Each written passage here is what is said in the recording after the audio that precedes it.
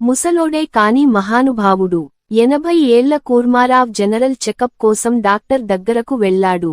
అతని రిపోర్ట్స్ చూసి డాక్టర్ ఆశ్చర్యపోయాడు. అతని ఆహారపు అలవాట్లు, ఆరోగ్య రహస్యం తెలుసుకోవాలనే కుతూహలంతో అడిగాడు డాక్టర్.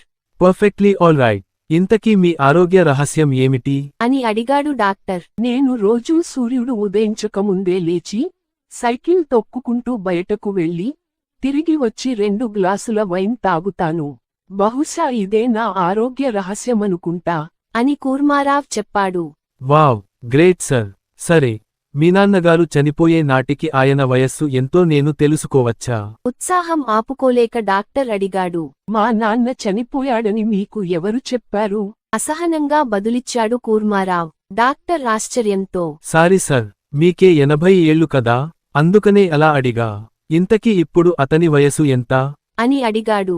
అతనికి 102 సంవత్సరాలు. ఈరోజు ఉదయం నాతోబాటే సైకిల్ తొక్కుకుంటూ బయటకు వచ్చి, తర్వాత 2 గ్లాసుల వైన్ కూడా తీసుకున్నాడు. కూల్గా చెప్పాడు కూర్మారావ్. డాక్టర్ మరింత ఆశ్చర్యపోయి, వావ్, గ్రేట్. అంటే మీ జీన్స్ లోనే ఉందన్నమాట.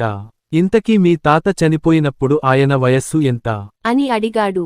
ఇప్పుడు ఆయన్ని ఎందుకు చంపుతున్నారు? నేను మీకు చెప్పానా?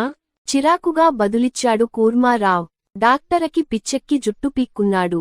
మీకు 80 ఏళ్ళు, మీ నాన్నగారికేమో 102, అయినా మీ తాత ఇంకా బతికే ఉన్నాడా? మరి అతని వయసు ఎంత? ఎస్, ఉన్నాడు.